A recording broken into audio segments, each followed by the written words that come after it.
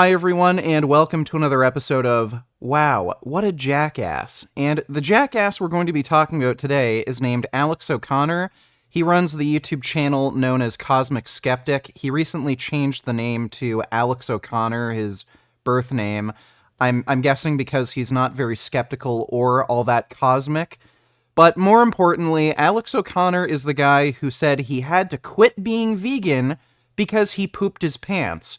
And no, I'm not joking, I'm being absolutely serious. Alex claimed he couldn't be vegan anymore because he pooped his pants. In practice, in my life, I found it difficult to maintain a healthy plant-based diet.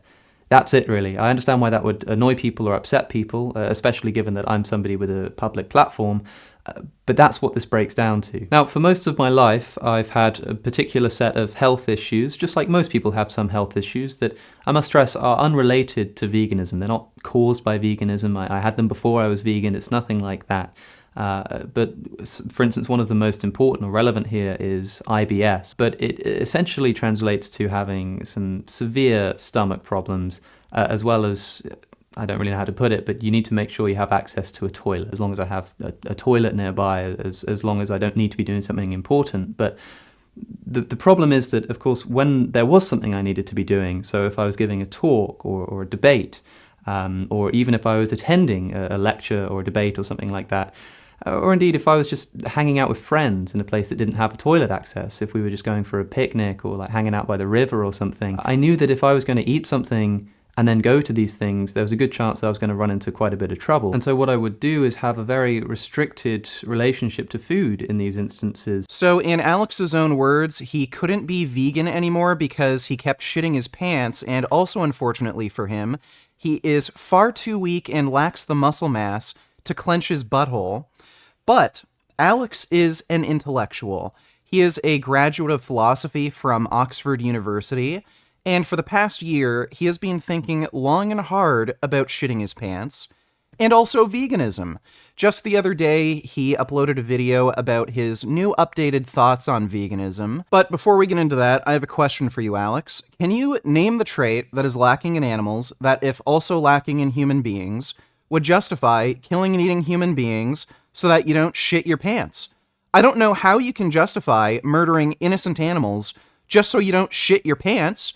You wouldn't kill and eat me, would you? Do you want to fight me to the death in a cage match? I'm sure in that circumstance, if you could either choose between shitting your pants and fighting me to the death, you'd happily shit your pants because you're even too chicken shit to debate me. I've tried to reach out to you multiple times to have a debate on this topic, and I still haven't heard a peep from you. Like, this is a guy who claims to be an intellectual, who's a philosophy graduate from Oxford, and you're too much of a chicken shit to debate me on these topics that you seem to care about, like veganism. Did you actually get that degree, or did they just gift it to you because they were sick of you just shitting all over the school? Well, anyway, here's the intellectual juggernaut that is Alex O'Connor talking about his new updated thoughts on veganism. In terms of philosophy, nothing that I've said about factory farming has changed. Factory farming is still a moral abomination. However, the thing that has changed is, I suppose, my approach to solving the problem. This is what I spoke about on trigonometry, where my approach has shifted from a sort of individual boycott approach to a top-down legislation and industry reform type approach. And if you want to hear more about that and a discussion with the trigonometry boys, then I'll put a link to that in the description. So there's that, but factory farming is still a moral abomination. Okay, so I don't know why he mentioned factory farming specifically. No matter what method of farming practices are used, you're still murdering the animal. Murder is just wrong, period, whether it's on a factory farming system or a grass-fed free-range system. They all end up in the same place. They all end up in a slaughterhouse. So I don't know why he would say factory farming specifically is bad when all forms of animal agriculture are terrible. Like, Alex, as far as I can tell, you haven't been factory farmed. Is it okay for me to kill you? Oh, by the way, you know what? I actually had some diarrhea this morning, so maybe you should watch your back. Now, Alex also claimed that he's gone away from advocating for individual boycott to advocating for legislation to, say, ban animal agriculture.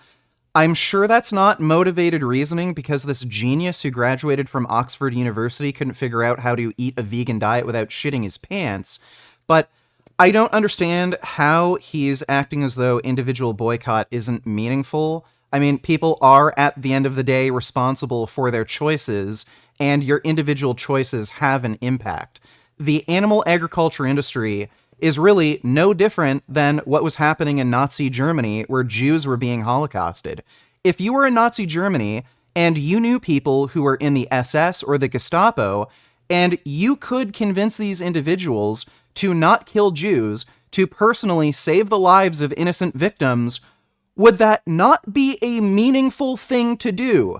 Sure, if you have the power to convince Hitler to stop killing Jews, that would have a much greater impact than just changing, the viewpoints of some individuals. But that's not to say it wouldn't have any impact. If you can convince certain people, just plain individuals, to stop eating meat, that could, in theory, save the lives of hundreds of animals each year. So why wouldn't you? Oh, right. He shits his pants. And I have to ask this. If Alex were to get his way, and we were able to lobby the government to ban animal agriculture, how is Alex going to figure out how to not shit his pants? However, there is a crop deaths related consideration that we should reflect on, and it's to do with this concept of unnecessary vegan food. And like I say, it started with the junk food consideration, but a better example, a more concrete example, and one that I spoke to Peter Singer in my second podcast with him about, is the concept of a vegan bodybuilder. So a bodybuilder, at least when they're bulking, when they're trying to grow, is somebody who will intentionally eat an extra maybe 200-300 calories every single day, maybe even more. And they're doing so for reasons that, strictly speaking, are completely unnecessary to their health. It's health related in that they're trying to sort of, reach peak performance or peak size or whatever it is. But you don't need to grow to remain healthy. You can eat your maintenance calories for the rest of your life and be perfectly fine and thrive indeed. So if you're bodybuilding, if you're trying to build muscle, you are eating food that you do not need to eat to be healthy. Here's the thing. So long as animals are killed in crop production, then as long as you're eating food that is unnecessary to your health, you are causing unnecessary suffering and death to animals. That means that if you are a vegan bodybuilder, if you're eating a few hundred extra calories every day on purpose of vegan food, you are causing unnecessary suffering and death to animals. Now, of course, it doesn't follow from this that therefore eating animals is fine. That's not what I'm trying to do here. I suppose I'm trying to answer the question. I mean, the question is not, justify eating meat or something. The question is, has anything about your approach changed? Okay, so there are some problems with this critique that we're going to go over, and it makes three basic assumptions. The first assumption being that we are going by the Vegan Society's definition of veganism, that we are utilitarians, and that plant agriculture causes more animal deaths than would otherwise occur, say, in nature. So the Vegan Society's definition of veganism is the one that uses this phrasing of reducing animal suffering, death, exploitation as much as possible. I don't go by that definition of veganism. Many other vegans don't. The definition that I go by is that veganism is a philosophical belief and ethical practice that grants animals the same rights that would be granted to trait equalized human beings. So basically, in the same context that you would grant humans rights, you would also grant animals the same rights. So this isn't a utilitarian ethic where we're trying to reduce, say, suffering and death as much as possible and maximize utility or well-being. This is a deontological belief where we believe certain individuals should be granted rights and those rights should be protected. So in the case of crop deaths, where there are animals that are, say, invading onto a farm field and some of them incidentally get killed by mechanized equipment or are being killed by pesticides, if these were, say, mentally disabled human beings that were living on these fields or destroying crops, we'd also be fine with killing these mentally disabled human beings. So if you're going by, the definition of veganism that I go by, this isn't really an ethical issue. Now, even if you were to go by the Vegan Society's definition of veganism, and even if you were a utilitarian, this still isn't a good critique because, again, it assumes that more animals are dying due to plant agriculture than would otherwise occur in the wilderness. Now, I don't know if you've ever been outside before, Alex.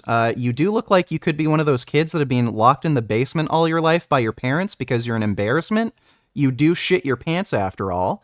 But if you were to go outside, you would notice that the wilderness is not a very hospitable place. Animals kill and eat each other for survival. They fight over resources. A lot of animals can't get enough food or nutrition, and they starve to death. The weather is inhospitable. There's hot and cold seasons, rainy and dry seasons. So I don't know why you would assume more animals die on, say, a square mile of farmland where corn is being harvested versus a square mile of wilderness. It could very well be the case that fewer animals die on a square mile of cropland versus a square mile of wilderness. And if that's the case, we would be even more motivated to ecologically take over and have more human habitation, more farmland, more towns, more cities, because there is less suffering, less death, and less rights violations taking place in human habitation versus in the wilderness. By the way, this is what Cosmic Skeptic Alex would look like if he were green. Isn't that terrifying? So Alex is making little to no sense as usual when it comes to veganism, and if he wants to debate any of these topics with me, he knows how to reach me. We can debate veganism, ethical issues within veganism, shitting your pants, whatever. Again, you know how to reach me. And be sure to check out the links in the description. You can get discounts on vegan pet food, and make sure to check out my live streams. I stream almost every night around 8 to 10 p.m. Eastern. And as always, keep clenching your butthole.